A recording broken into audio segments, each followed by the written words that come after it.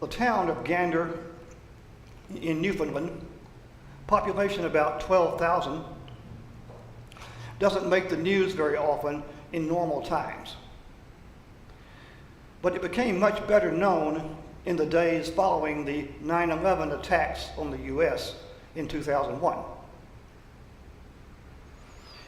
Gander is on an island in the Atlantic Ocean just off the east coast of Canada.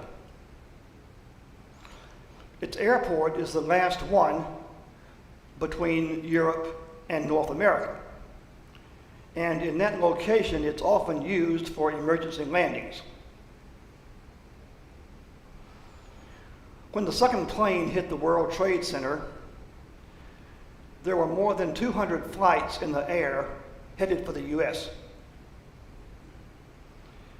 And 38 of those flights were diverted to land at Gander.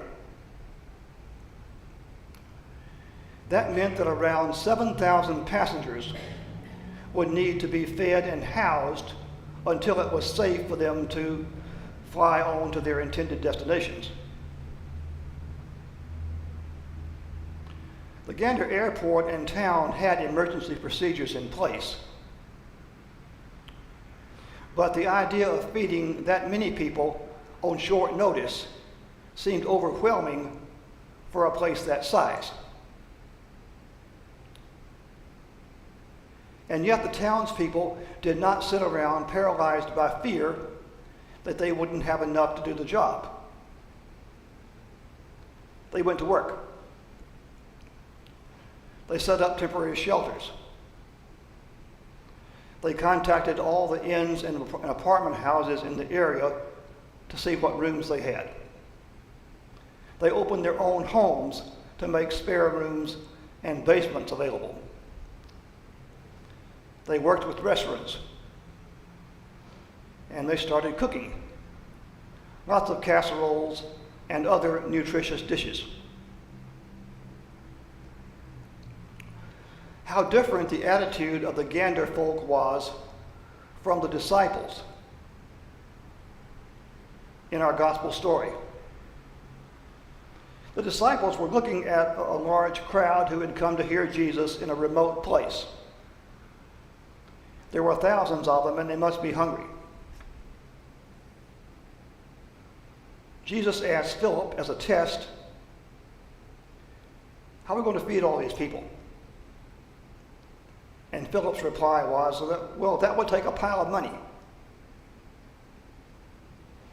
In the other three gospel accounts of this story, the disciples actually suggest to Jesus to send the people away and let them find their own food. In our gospel story, John, the disciple Andrew, pipes up, well, we've got a boy here with a few rolls and a couple of fish, but what good would that do for all these people? The disciples have taken an attitude of scarcity. There's not enough to go around. It's not a problem we can solve. These people are not our responsibility. Let them take care of themselves. The people of Gander, in contrast, acted in a spirit of abundance. There are enough resources to take care of those who need them. Let's find them and figure out how to get them where they can do some good. It appears that most people operate out of that attitude of scarcity.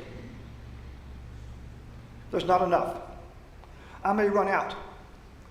I better hold on to what I have. But the facts are on the side of abundance. Organizations who specialize in feeding the hungry point out that enough food is produced in the world to feed everyone.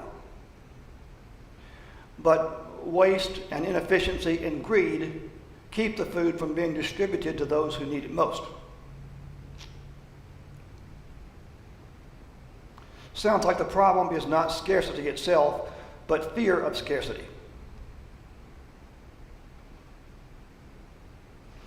Jesus was all about abundance. A little earlier in this Gospel of John is the story of Jesus turning water into wine at a wedding reception.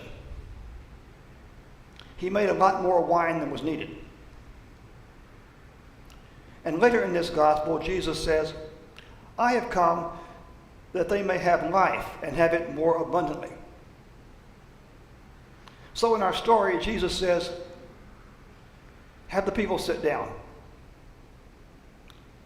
In other words, let's do this. So he took the little bit of food that was offered, gave thanks for it, and started passing it around. And everyone got all they wanted to eat. And there was some left over. It was a miracle. All the gospel writers make that clear. But we don't know what kind of miracle it was.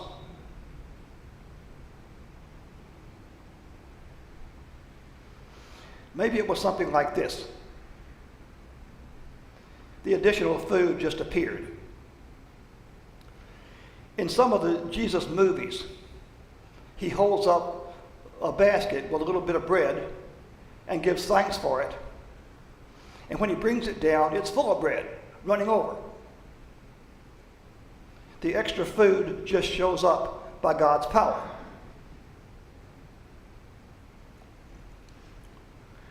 But that's not the only possibility. Perhaps it was something like what Pastor Jim Somerville calls the Galilean version of stone soup. You know the story of stone soup? Seems a young man was walking through a small town. He had been walking all day and he was hungry. And he came upon a modest but well-kept house and thought, maybe they could give me something to eat here. But just in case, he picked up a small, smooth stone and put it in his backpack. Walked up and knocked on the door. And it was cautiously opened by a middle-aged lady. And Seth asked, "Excuse me, ma'am, could I possibly get something to eat here?" "We have nothing to eat here." And she quickly slammed the door. But Seth didn't give up. He knocked again. And the door slowly opened. And Seth said, "Well, if you don't have any food, if you just have a pan, we could make some stone soup." Stone soup? Never heard of it. It's actually pretty good. Want to try some? The woman's curiosity got the better of her, and she let him in. He took the stone out of his backpack, while the woman, who introduced herself as Mary Ann, got a big stew pot, filled it with water, and put it on the stove to heat. And Seth dropped the stone into the water. And when it was hot, he asked for a spoon and tasted it.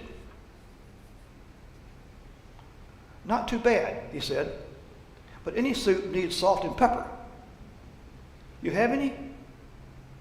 And of course, she got a salt and pepper shaker and put a little bit of each in the pot. And he tasted it again. "That's better," he said. "But you know what I was thinking? It would really be great if we had a few carrots and maybe some potatoes." And Mary Ann replied, "Well, maybe I could find some of those." So she did, and she chopped them up and put them in the pot. And Seth tasted again. "Wow," he said, "that's a big improvement. But you know what would be really special? If we could put a beef bone in there." And Mary responded, "Hey, I just happened to have one in the fridge." Well, you can see where this is going. Before long, that soup had corn and peas and celery and even a few spices that Mary Ann suggested. Finally, she tried the soup and said, "This is the best soup I've ever tasted. I think I'll have a bowl." She liked it so much she called her husband, Fred, who had been working in the yard. And he had some too. The three sat around the table and got to know each other a little. And finally, Fred said, "It's getting late. We can invite this young man to spend the night with us." The next morning, Mary Ann fixed out a hearty breakfast and sent him on his way with a little cash. But she kept the stone. So, a little stone goes a long way. Or more accurately, a little sharing goes a long way. So what does this story have to do with Jesus feeding thousands? Well, maybe it happened something like this. First, we are told that one boy was found who had brought lunch with him. But was he the only one out of that huge crowd who had brought any food? It seems more likely that he was the only one who let on that he had some.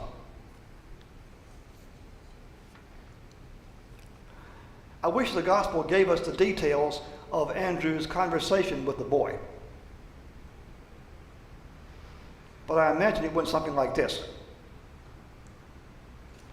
"Hey kid, is that a lunch basket?"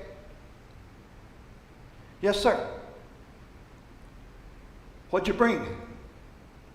"Oh, it's just a few barley rolls and a couple of fish." "Would you be willing to share them with Jesus?" He hesitated just a moment. It was all the food he had. But then he said, "Sure I will." "Great, let's go meet him," said Andrew.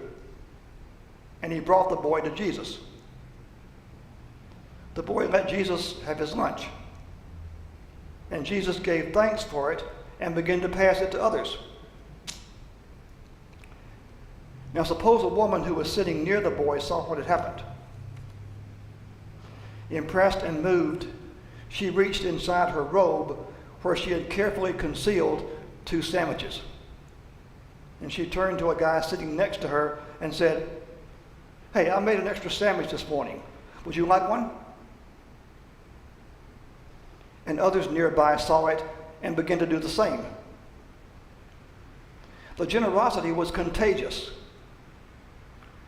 And there was more than enough for all to eat. And of course, there was no shortage of people who offered the boy some of their food.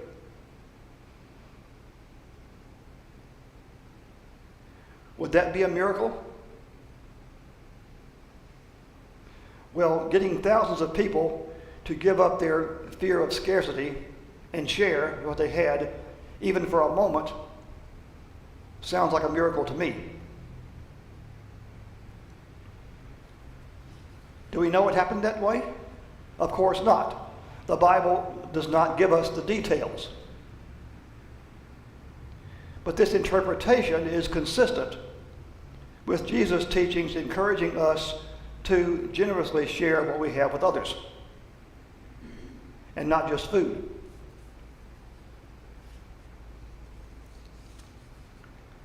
Whichever way the miracle occurred, the boy's offer of his lunch seems important. He gave the little bit of food he had to Jesus, and the result was a miracle. There's a lesson here for us that's not hard to see. You may not think you have much, but if you will make what you have available to Jesus, amazing things can happen. Perhaps the biggest challenge for us from this story is to think like the boy who shared his food, and like the people of Gander, and act from a spirit of abundance rather than an attitude of scarcity. It's a challenge because it doesn't seem natural. It's much more common to assume that there's not enough to go around, to worry that I won't get what I need, and to hold on to what I have.